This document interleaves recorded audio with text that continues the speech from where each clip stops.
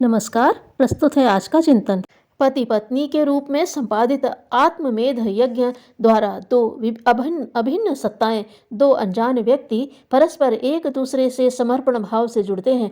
वस्तुतः यह दो शरीरों का सामीप्य सम्मिलन नहीं, प्रत्युतः दो आत्माओं का समन्वय है। इस पावन विवाह संस्कार के उपरांत ही प्रेम का विस्तार मनुष्य कदाचित सीखना आरंभ करता है।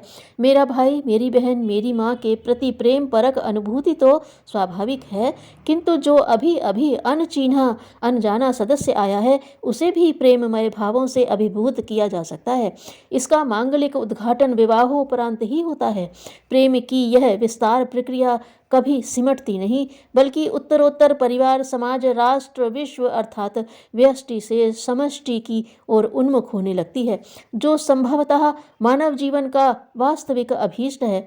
देखा इसके विपरीत ही जाता है। विवाह संस्कार के बाद कुछ वर्षों तक तो अनौपचारिक प्रेम, आदर, शिष्टाचार परस्पर बना रहता है, किंतु जैसे जैसे गृहस्थ जीवन का समय आगे बढ़ता है, वैसे वैसे ही स्वल्प एवं बेमतलब और बेसिर पैर की बातों में ही मनमुटाव, तनाव एवं आपसी झगड़े की स्थिति बनने लगती है। प्रेम के स्थान पर घृणा का भाव अपनी कलाबाजियां दिखाने लगता है। दाम्पत्य सूत्र में आबद्ध होते समय जिन पवित्र प्रतिज्ञा सूत्रों को दोहराया गया था, उसे तो जैसे भूल ही जाते हैं एवं परस्पर विचारों के न मिलने के कारण कलह का वातावरण बन जाता है। जैसे एक पंख से पक्षी नहीं उड़ सकता, एक ध्रुव से विद्युत प्रकाश सुलभ नहीं हो सकता और एक हाथ से ताली बजना कभी संभव नहीं होता। केवल पत्नी अथवा पति को दोषी ठहराया जाना युक्त नहीं है, किंतु इतना तो कहा जा सकता है कि लड़की जो कल तक अपने भाई बहन, माता एवं पिता से संबद्ध थी, उसके आचार एवं विचार माता पिता के घर के अनुसार ही होते हैं। आकस्मिक रूप से नए घर में प्रवेश करती है तो सामंजस्य में तो कुछ तो समय लगेगा। स्वजनों से, परिचितों से, अपरिचितों एवं अजनबियों के मध्य आती है तो स्वाभाविक रूप से कुछ समय नूतन परिवार की परंपराओं से तालमेल बैठाने में लगता है। अग्नि में लकड़ी डाली जाती है तो वह कुछ देर साथ रहने के बाद ही अग्नि के गुण, कर्म एवं स्वभाव को आत्मसात कर अग्निमय हो जाती है। अग्नि में डालने मात्र से अविलंब अग्नि नहीं बनती। शक्कर को पानी में डाला जाए और तुरंत यह अपेक्षा की जाए कि वह मीठा हो गया होगा, कोरी कल्पना है। उसे पानी में घुलना मिलाना पड़ेगा, तभी मिठास पैदा होगी। दूसरे घर की लड़की से हमारी अपेक्षा यही रहती है, विशेषकर सास की, ननद की और जिठानी की, कि बहू एक ही दिन में हमारे अनुकूल चलने लगे। छात्र ने कभी कल ही नए स्कूल में नाम लिखाया है और आज अंग्रेजी बोलना अनिवार्य है। यदि ऐसा चिंतन बहू के प्रति बनाया जाता है तो वैज्ञानिक एवं न्यायोचित नहीं है। आखिरकार वह भी तो किसी की बेटी है। काश बहू को देखते समय सास बेटी वाला चश्मा लगा ले तो वैषम्य मिट जाए तथा बहू बेटी समान है की उक्ति सार्थक हो जाए। सास और ननद की संकीर्ण दृष्टि एक बार क्षम्य भी है, किंतु जिसको समर्पित होकर अपना गोत्र और वंश बदलकर, जिसके पाणी ग्रहण को अपने जीवन का अवलंबन मानकर आई है, वह पति भी उचित सम्मान एवं सद्भाव की अभिव्यक्ति न करे तो फिर उस नवपरिणीता का आश्रय एवं आधार ही ढह गया। बात बात में खीज, मनमुटाव, मात्र आपसी विश्वास का अभाव ही कहा जा सकता है। अपने प्रभुत्व को, वर्चस्व को आरोपित करने की आकांक्षा ही अनेक स्थलों पर मतभेदों का कारण होती है। गृहस्थ जीवन में कुछ न कुछ गड़बड़ी आए दिन होते रहना कोई अनहोनी बात नहीं है। ऐसे अवसरों पर सद्भावना एवं उदारता पूर्वक यह विचार करना अधिक उपयोगी होगा कि जब धर्म पत्नी को सहयोगिनी, सहचरी, अर्धांगिनी कहा जाता है तो उसे भी समान रूप से सोचने, विचारने एवं प्रस्ताव रखने, सलाह देने का अधिकार है। उसे त्याग की दृष्टि से देखें तो वह भी नर की तुलना में कुछ अधिक ही ठहरती है। अतः पति ही पत्नी को न समझ सके, जिसे जीवन साथी कहते हैं, तो इसे दुर्भाग्यपूर्ण विडंबना ही कहा जाएगा।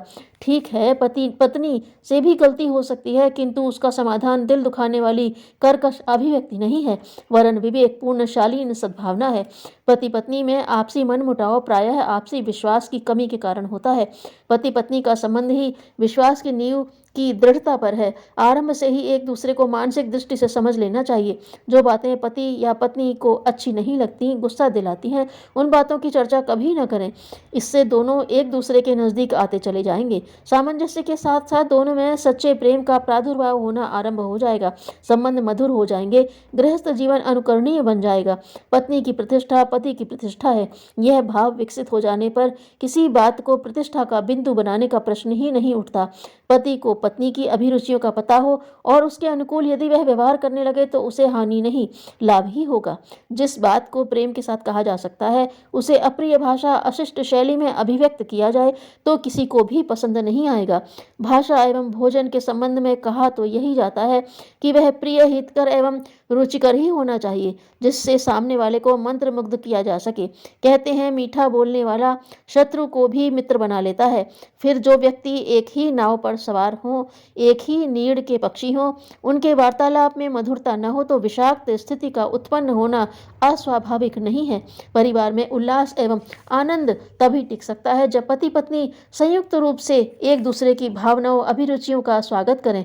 मात्र पति ही की इच्छा चले, उसके ही विचारों को महत्व दिया जाए और पत्नी की अवमानना हो तो कुंठा एवं नैराश्य नारी के मन में उत्पन्न होने लगेंगे और तज्जनित मन मुटाव का अंत तो दुखद ही होगा।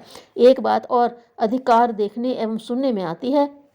पति से पत्नी अपने माता पिता अथवा भाई की अवमानना अथवा निंदा सुनती है तो इसे बर्दाश्त नहीं कर पाती। इसका कारण सुस्पष्ट है कि रक्त का संबंध अपना असर दिखाता है।